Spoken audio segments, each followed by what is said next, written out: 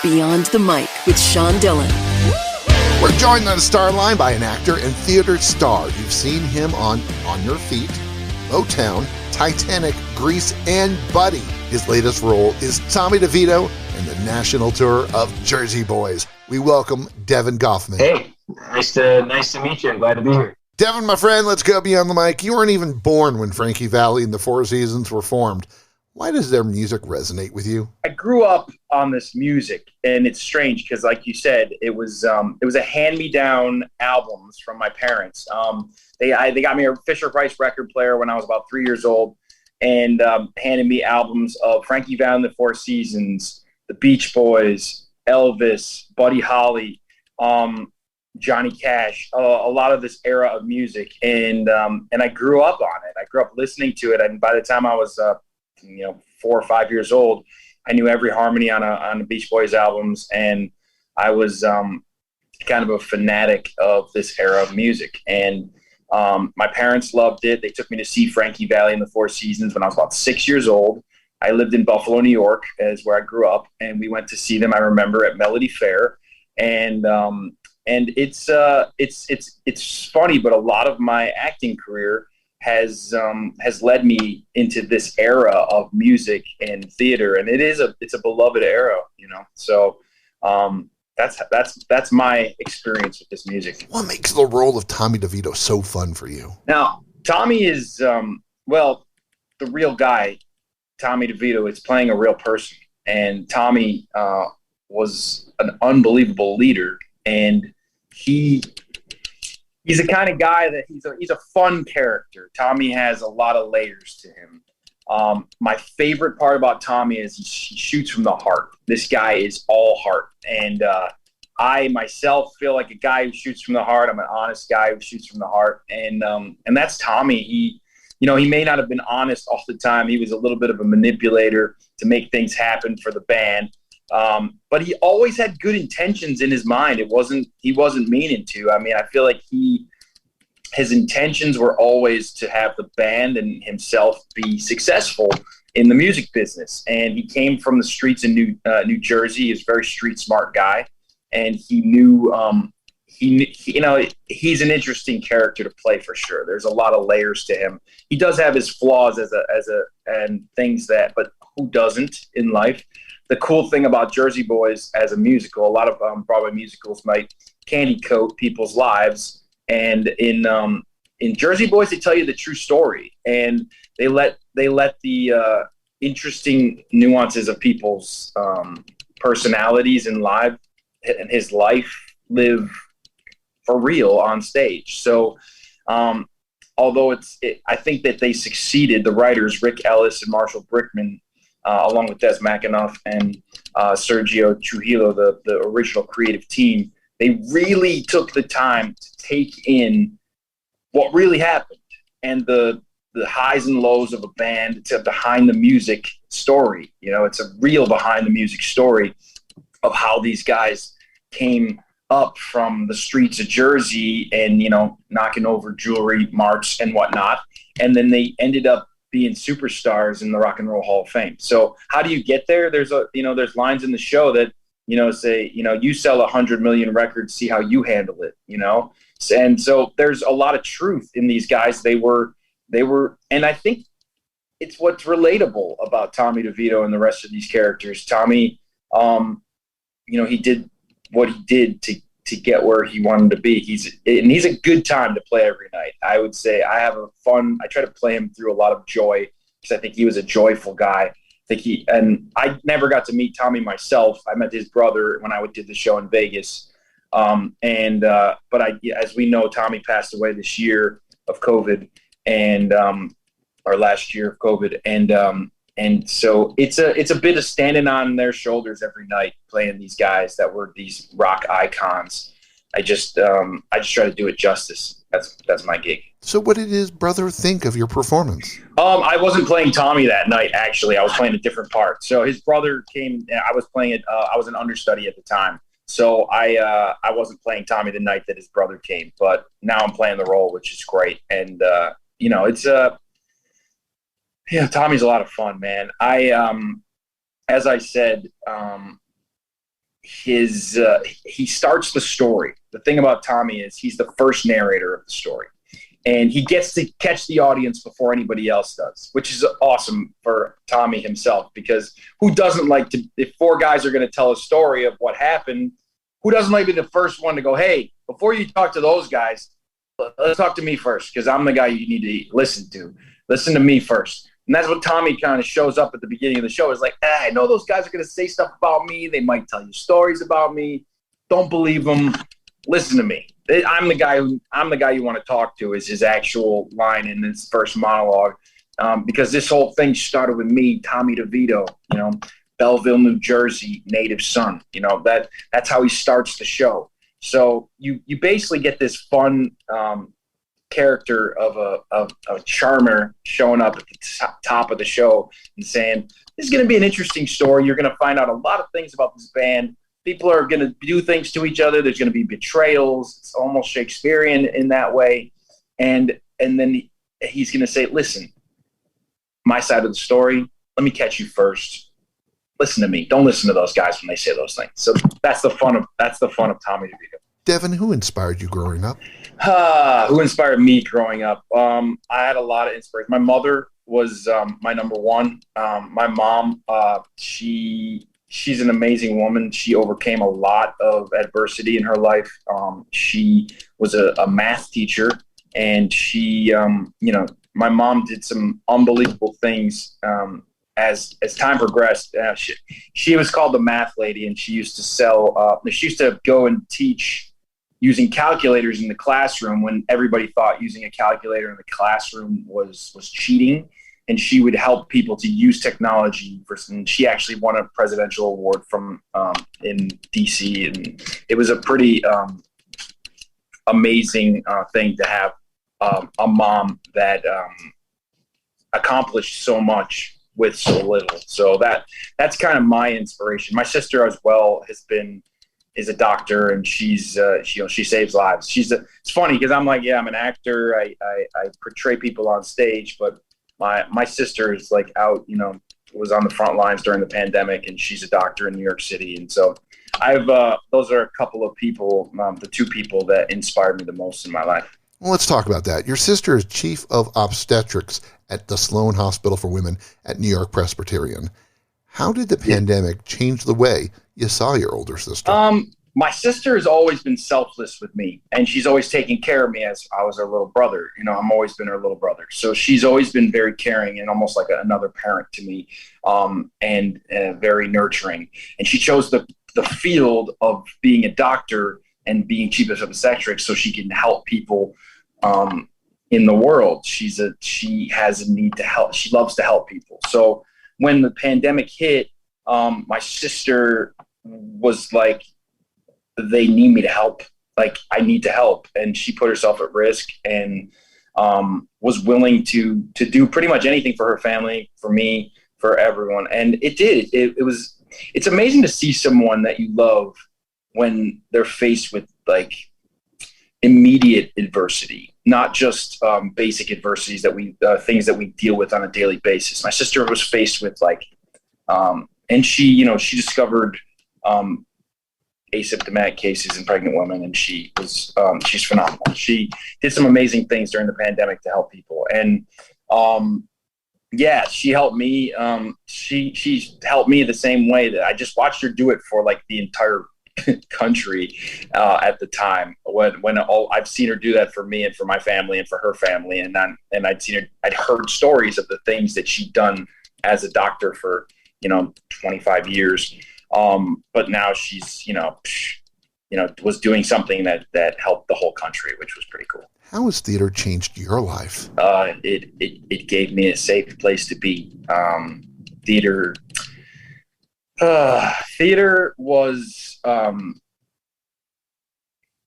the safest space in middle school, high school, to be myself, to be accepted who I was, I always say like kids need a place to grow and to be nurtured as humans, to be allowed to be loud or funny or goofy or whatever you are, to be obsessed with Star Wars. Some people need, everybody has their things that they love. Sports. I was a pretty jokey kid. I liked cracking jokes. I liked having fun. I was a pretty joyful kid.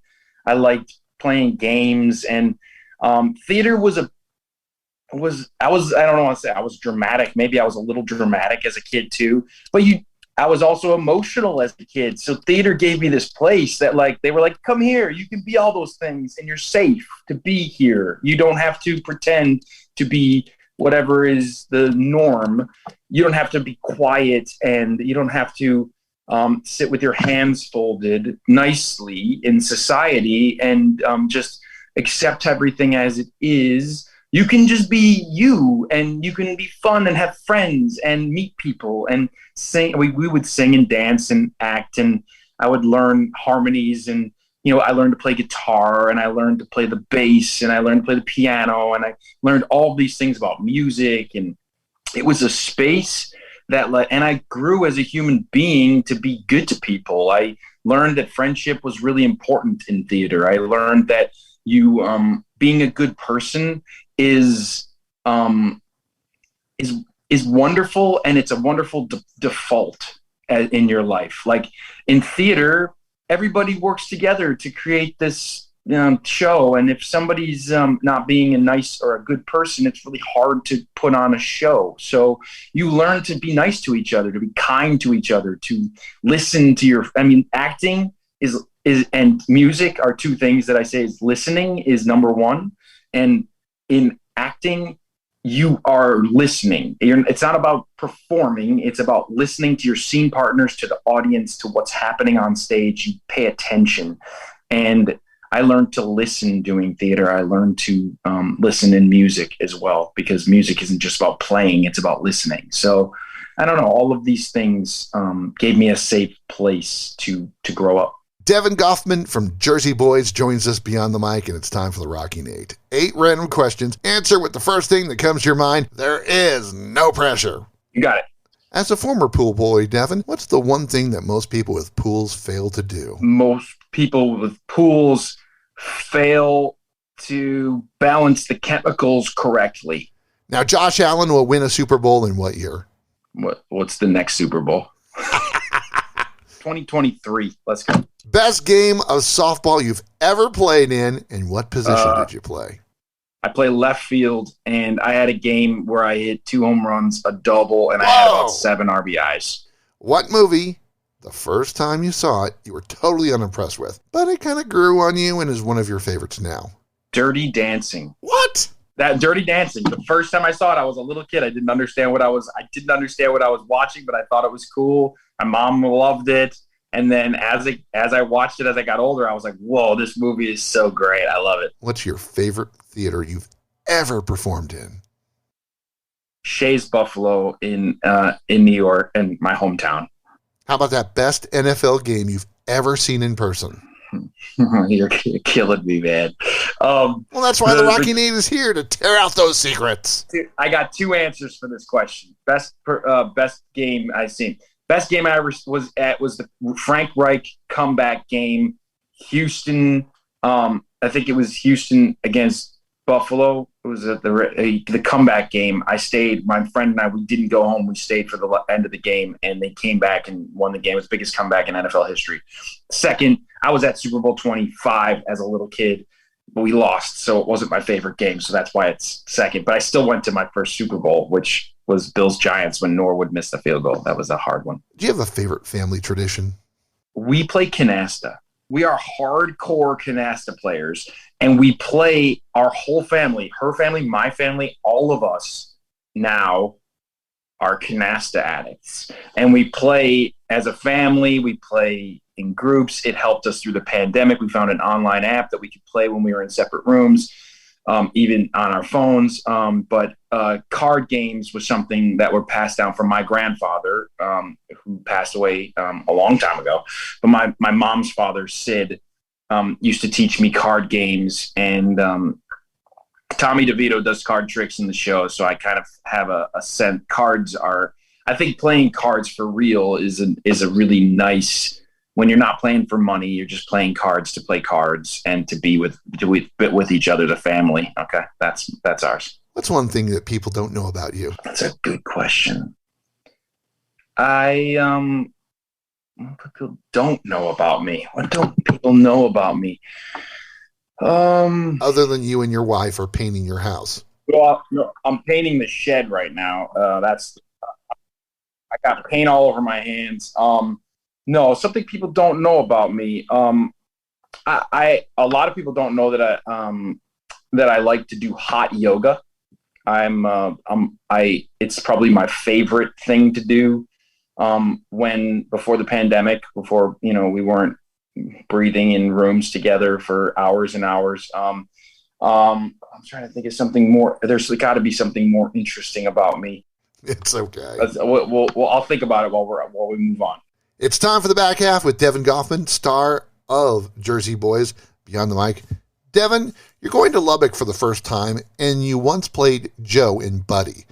What are the emotions for you that you actually get to come and see Lubbock and see something that you've only portrayed in? I mean, what's it like seeing Buddy's hometown as there's a part of you in every role? Yeah. First job out of college was the Buddy Holly Story National Tour for me. Buddy Holly this show brought so many beautiful friends into my life, and we've celebrated Buddy Holly. We celebrate Buddy every year in the Bopper and Richie Valens, and they had such a profound effect on my musical upbringing. Going to Lubbock, I've been thinking about it since I saw it on the schedule of the tour. Doing Jersey Boys in Lubbock as Tommy is a really special moment. I played Joe B with, Joe B. Malden was the upright bass player for anyone out there who doesn't know. And my first tour I did 6 productions of Buddy Holly around the globe. And it was a job I kept going back to because I loved the show so much. Now, when I first did the show, I wasn't playing Joe. But I learned to play upright bass being on the tour and being around this music every day. I started playing more bass and more upright bass and the music. I was just so drawn to it and slapping the bass. And it's like a whole organic thing that came. I bought an upright bass. I love playing bluegrass music and rock and roll music, and it's led to so much to go back and to get to see where Buddy grew up and to see it firsthand. The very first tour of Buddy that I did went to Lubbock, but it went before I joined the tour, so I did not get to go to Lubbock the first time the Buddy Holly Story tour played Lubbock. And I know Maria Elena came to see the show, and it was like a big deal for everyone. I've never been. I had one person come to see me in Buddy somewhere that I was in, like my 3rd or 4th production, and he brought me a picture of Joe Malden that he took, and he waited outside the stage door, a fan, and he handed me a picture of Joe Malden that he had. He thought I should have it because he appreciated my performance of the character, the role. It changed me as a musician. It changed me as a human being and the first time I ever played an icon on stage was that show, the Buddy Holly, and playing Joe Malden.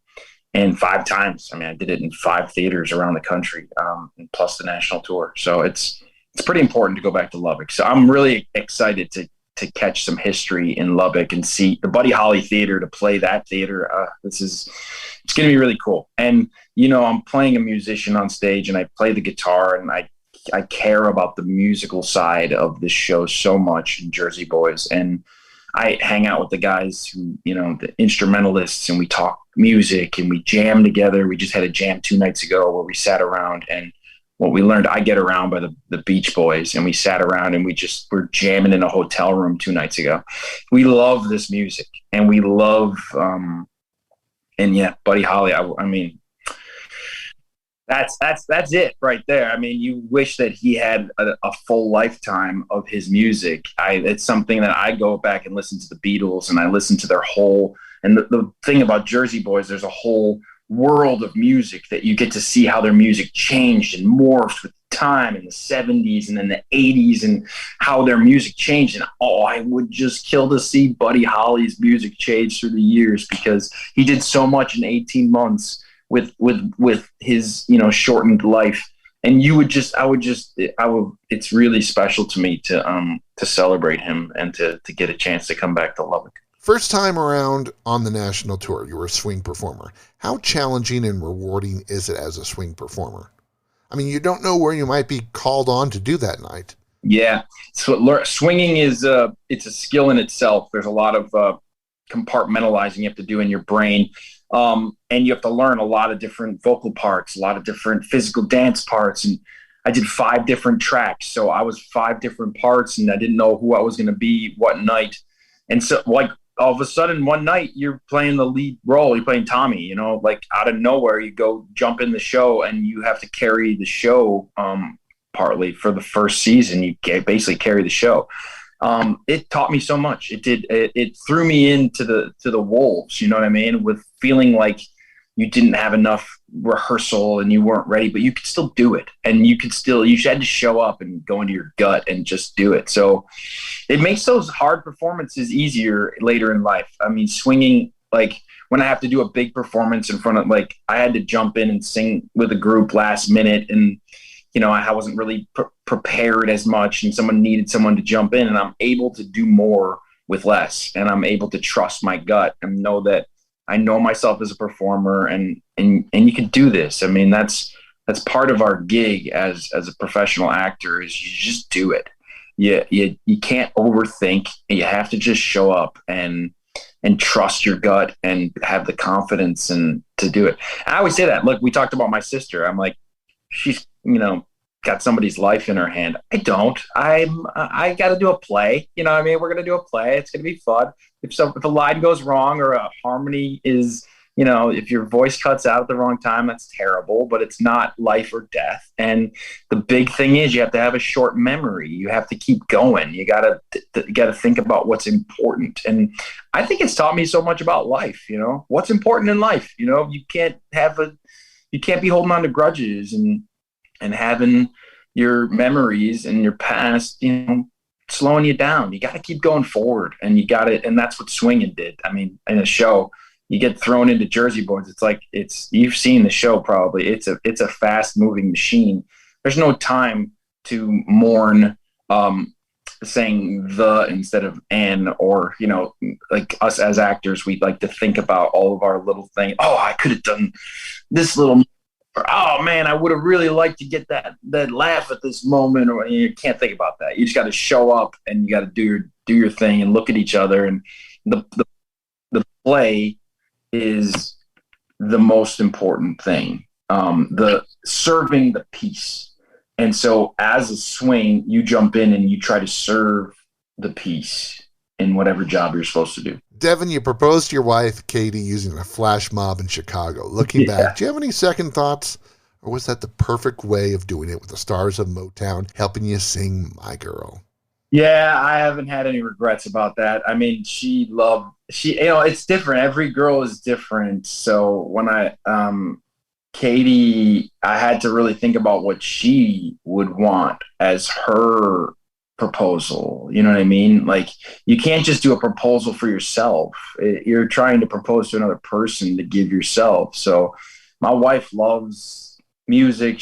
My wife loves a party. She loves a lot of like fun, like people and community. And so I thought it was, a perfect opportunity to ask her with our community with us. Motown was the show I was doing, and we were surrounded by love and people, and we felt supported. It was really fun. If you watch the video, it's really fun, and it was the most nerve-wracking performance of my life for sure.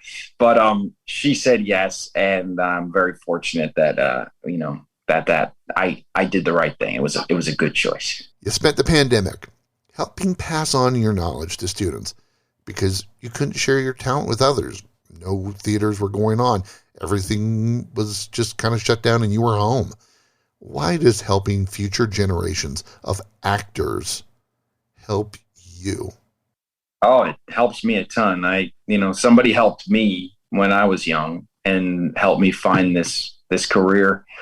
It's not an easy career, and it's being an artist is something that you don't really choose. You just either do it or you don't. If you're meant to be an artist, it's always going to be there. If you choose not to, I think a lot of people choose not to, and that's fine. They still have the heart of it, and it's part of their life in ways. For some reason, it just drove me to, I really loved it in a way that, and I think I was lucky. I think there's a lot of luck involved. I think, but you want to give kids a chance to be lucky, to have a fun life, to have to get that chance. Everybody as an actor, you always be like, oh, that one show was so great when I did that one, or when I did that one role, that really meant something to me. And when you meet these theater kids, they have a lot of that in them, and they're not all ready for to get those things. They need a little guidance. I needed guidance as a kid. I needed someone to tell me, hey, you can do this. You just got to work really hard, man. I mean, Lynn Curtzio-Formato is her name, and she was in Buffalo. And I remember coming to her and saying, Lynn, do you think I did my first professional show? I did the Who's Tommy at a theater in Buffalo. And she looked at me and I said, do you think I could do this for a living? And she said, sure, if you learn how. And I was like, in my brain, I was like, I already thought I was good. I'm like a 20-year-old kid going, what? I thought I was good, And she's like, no, you're good, but you got to go learn. You got to go study. She's like, you got to study and even once you're done studying, you got to study some more, and you got to keep your skills up, and you got to figure out where you fit. And she said, but let's do it. And she helped me get into the BFA program at Fredonia. I was a music ed major at the time, and she helped me change my major, and I got in as a BFA in a Bachelor of Fine Arts in Musical Theater. And I took all my music experience and put it into that, and I learned about acting.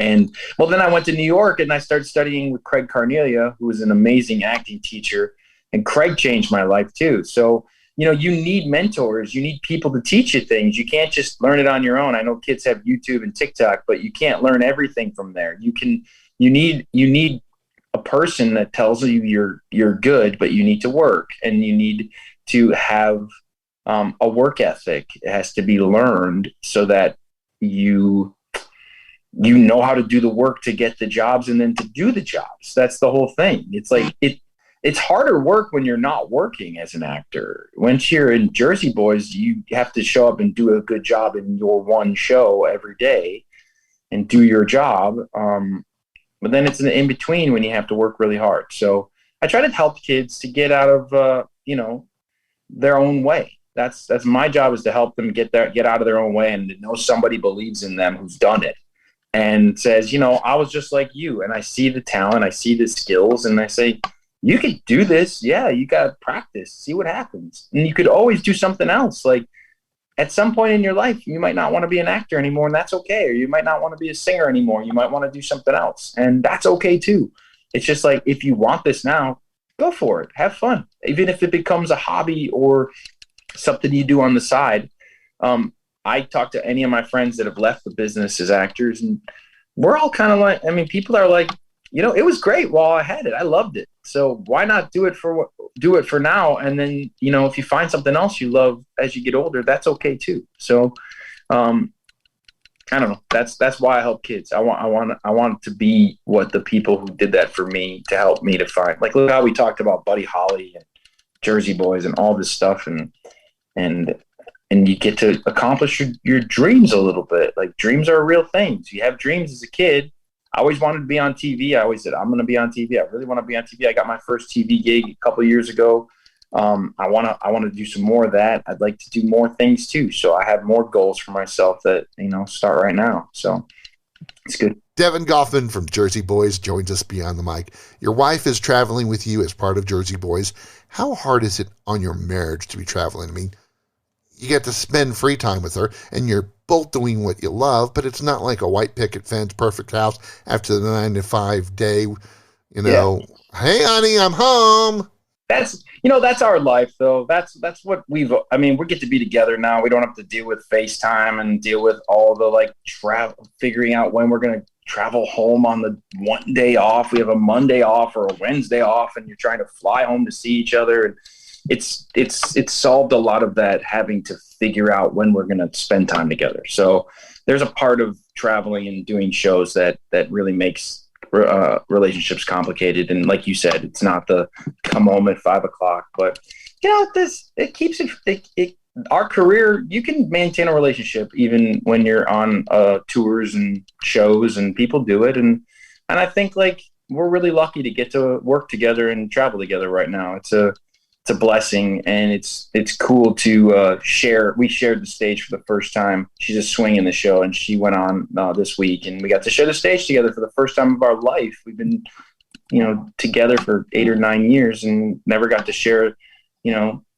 big stage. How special was that? It was really special. It felt really cool. I mean, she's really unbelievably talented, and I've seen her do amazing things. She was in Clueless in New York. I saw her play Cher in Clueless in New York City. I mean, off Broadway, she was unbelievable. And then I saw her, play the lead in Ghost. She was Molly in the Ghost National Tour, and I saw her play that. And I saw her do Jersey Boys. I came and watched the show in DC in 2019.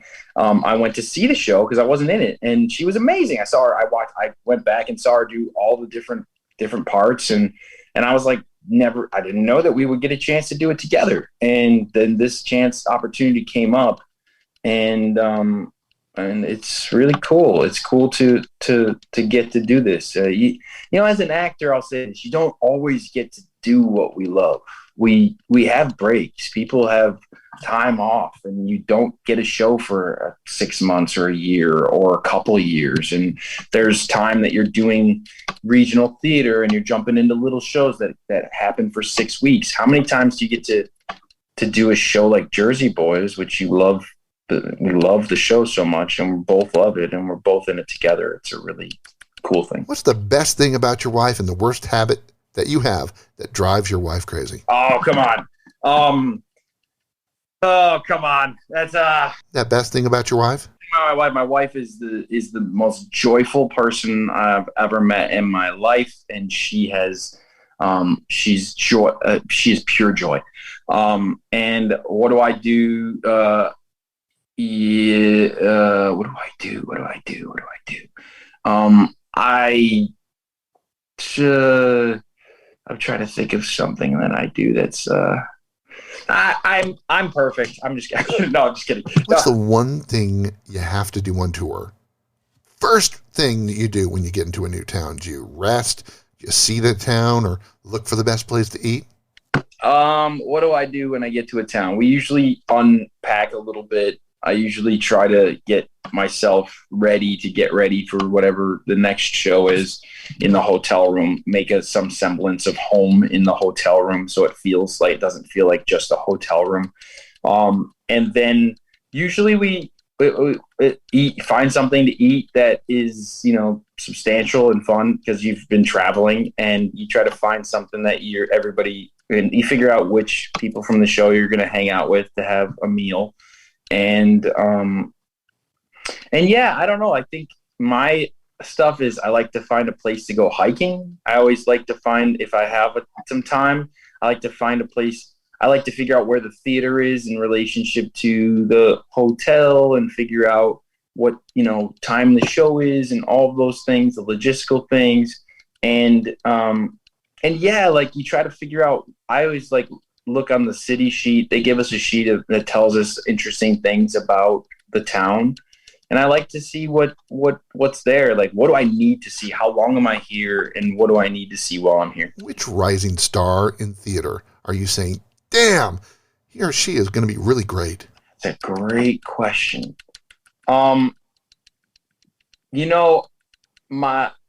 friend Rodney Earl Jackson Jr. is pretty brilliant performer, and he also does a lot of teaching, like we said, about helping kids. And he's a real special human being, and he has a San Francisco Bay Area theater company. It's his theater company in San Francisco, and he helps kids like him that grew up there.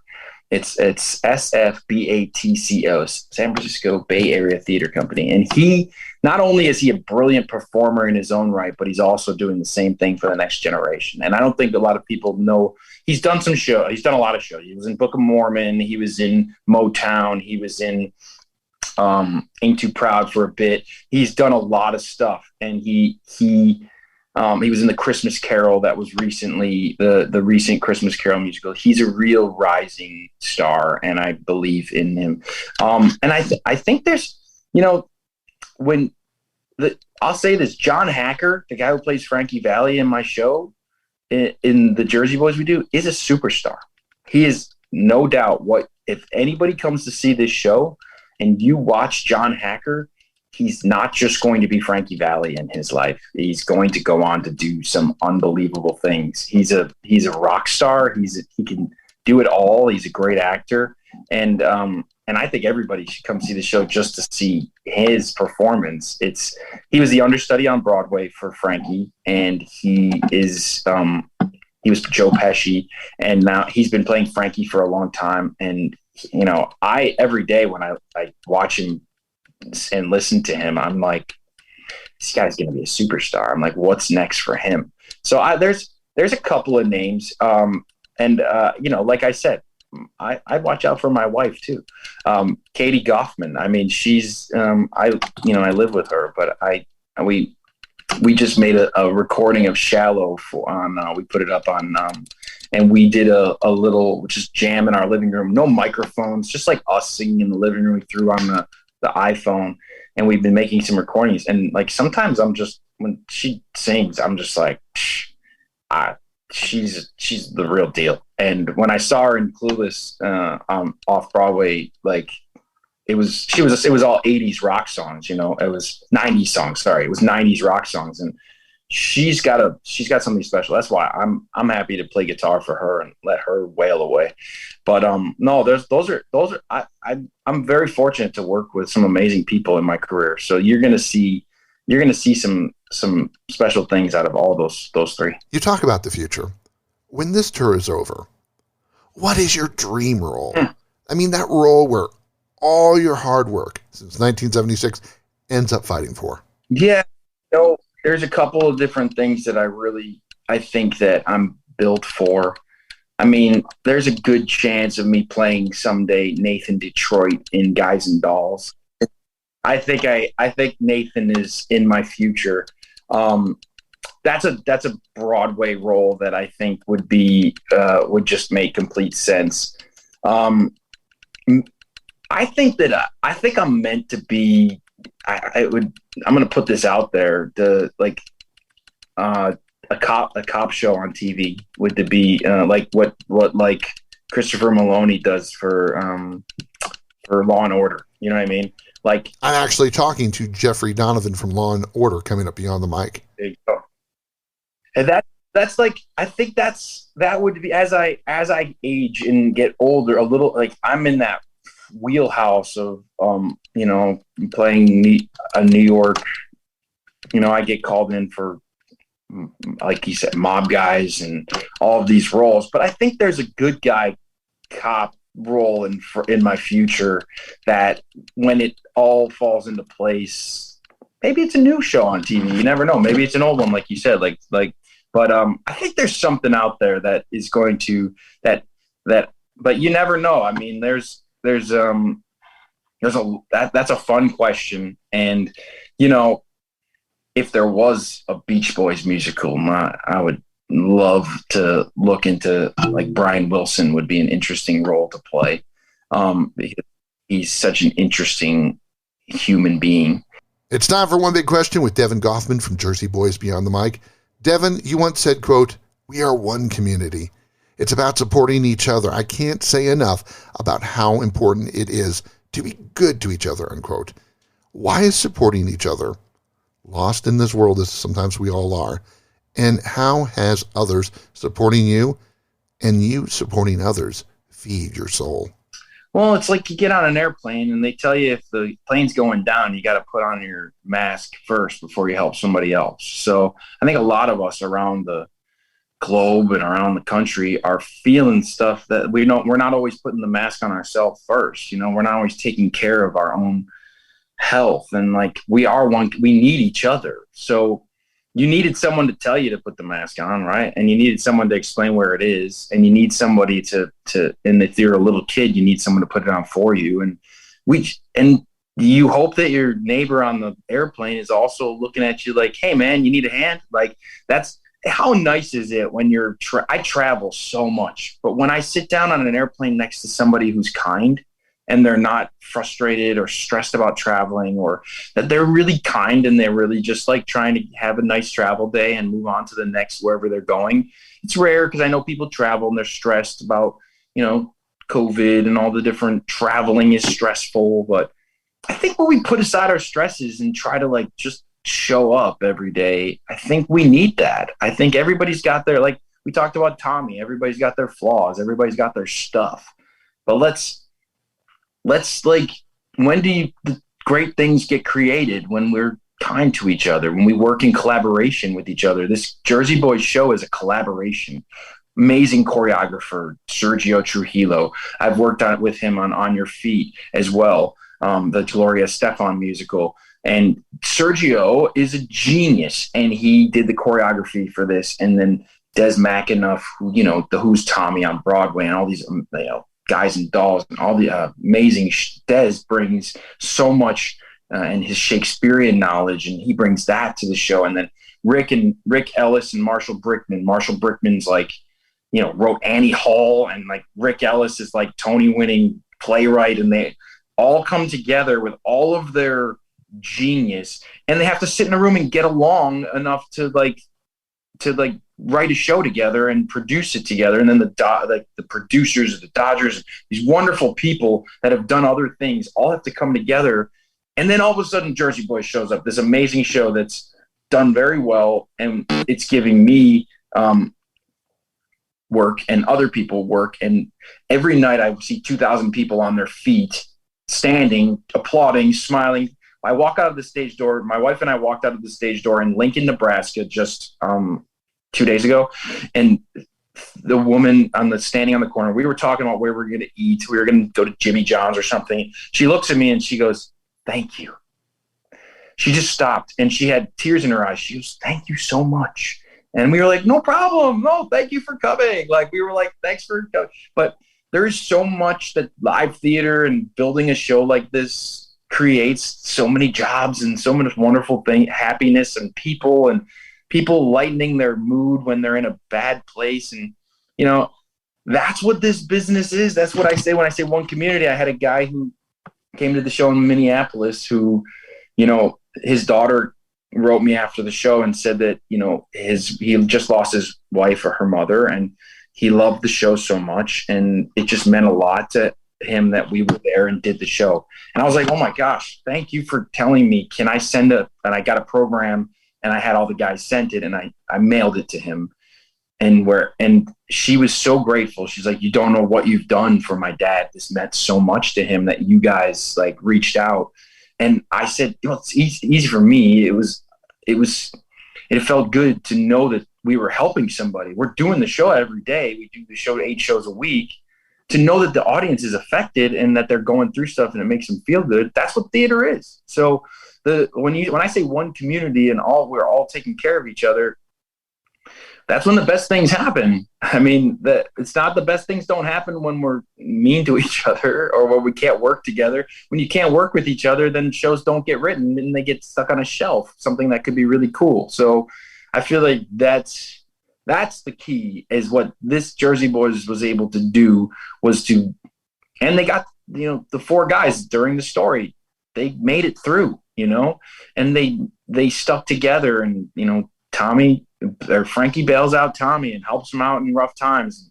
Tommy helped Frankie to get up on stage and believe in himself. And Bob showed up and brought his knowledge and his talent and his voice and all and Nick had the ears. He had Nick had the ear training. He could hear the harmonies and he knew would sound good, and he had the musical skills of, like, they say, like, he could have been Don Costa. You know what I mean? Like, Nick could have been this. So it takes getting all those people into a room together to make something great.